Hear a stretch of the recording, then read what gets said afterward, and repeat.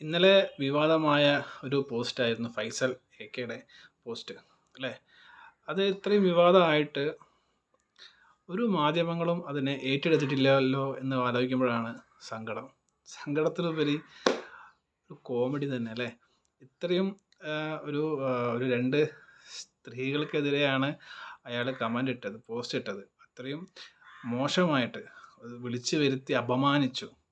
എന്നിട്ട് പോലും എന്തുകൊണ്ട് ഒരു മുഖ്യധാര മാധ്യമങ്ങളും അത് റിപ്പോർട്ട് ചെയ്തിട്ടില്ല? മാതൃഭൂമി ആയാലും ഏഷ്യാനെറ്റ് ആണെന്നുണ്ടെങ്കിലും മനോരമയാണെന്നുണ്ടെങ്കിലും റിപ്പോർട്ടർ ആണെങ്കിലും 24 ആണെങ്കിലും എന്തുകൊണ്ട് റിപ്പോർട്ട് ചെയ്തിട്ടില്ല? ഫൈസൽ എ.കെ എന്നുള്ള ആളെ പേടിച്ചിട്ടാണോ? അതോ വേറെ എന്തെങ്കിലും കാരണം കൊണ്ടാണോ അല്ലേ? ഇതിപ്പം ഫൈസൽ മൂപ്പരല്ല, വേറെ ഏതോ ആളാണെന്നുണ്ടെങ്കിൽ ഇപ്പം സോഷ്യൽ മീഡിയയിൽ അല്ലെങ്കിൽ അവർ ഒരു അന്തിച്ചർച്ച തന്നെ വെച്ചായിരുന്നു അല്ലേ? ഒരു അന്തിച്ചർച്ചയ്ക്കുള്ള സ്കോപ്പ് തന്നെയാണ്. 2 കുട്ടികളെയാണ്, അതും ആ ഒരു വിഭാഗത്തിൽപ്പെട്ട 2 കുട്ടികൾ, അത് പെൺകുട്ടികളെയാണ് ഇത്രയും നീചമായി അപമാനിച്ചത്.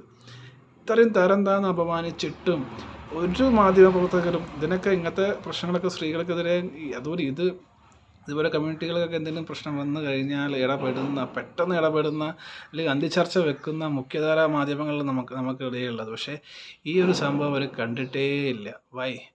ഒരുപാട് പേര് സോഷ്യൽ മീഡിയയിൽ ഷെയർ ചെയ്തിട്ടുണ്ട്. എന്നിട്ടും അവരതിനെ പ്രതികരിച്ചിട്ടോ അല്ലെങ്കിൽ ഒരു ന്യൂസ് ഒന്നും കൊടുത്തിട്ടില്ല. അത് എന്തായിരിക്കും കാരണം?